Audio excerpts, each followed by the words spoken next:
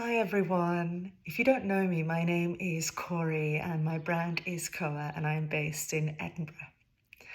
I currently identify as a trauma-informed, holistic and somatic practitioner.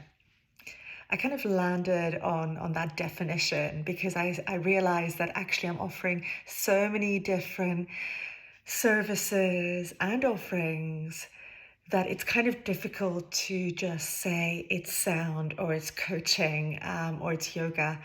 I needed something that covered everything that I offer. So for those of you that have met me before, you may have met me at a sound journey, maybe a one-to-one Reiki session, maybe a coaching session, maybe a yoga class. I offer lots of different types of services within Edinburgh and online.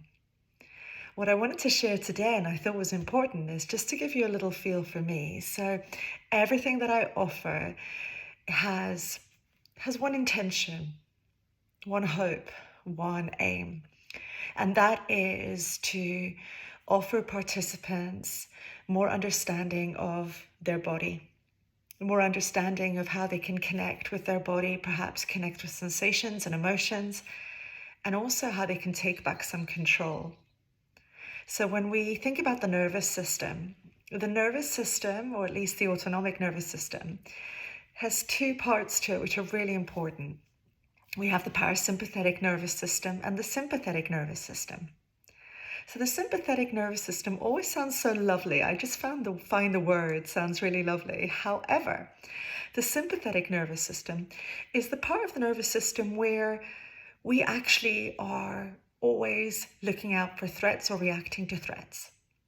It's the part of the nervous system where fight or flight is activated and where the body is constantly, managing threats, reacting to threats.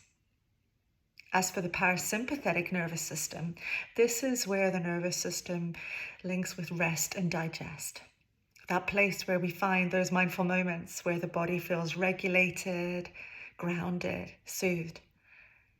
And all the offerings that I share, they have that intention of encouraging us to reconnect and to link up with that parasympathetic nervous system.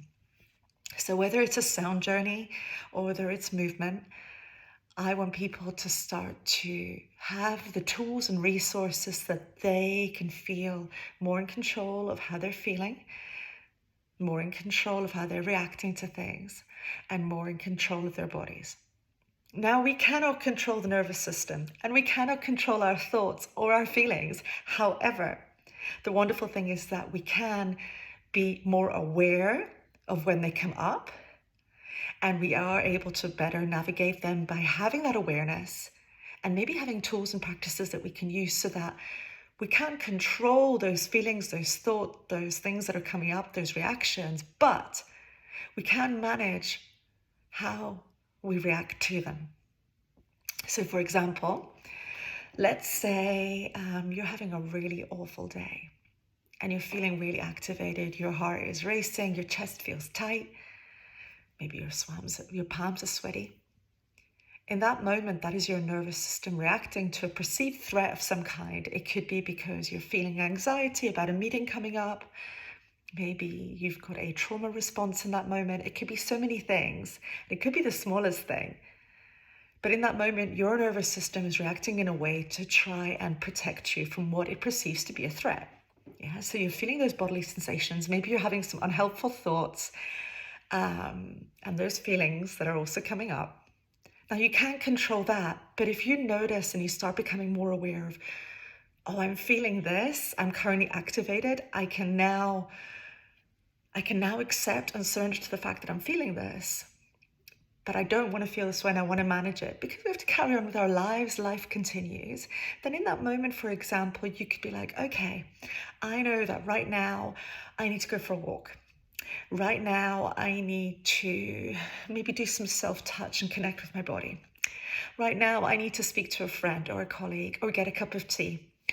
Or maybe I need to listen to some music. I need to do something that allows me to just process what is happening and to ground myself and connect with the parasympathetic part of the nervous system that rest and digest, rather than feed and give energy to the sympathetic nervous system that is reacting right now, trying to keep me safe from a perceived threat.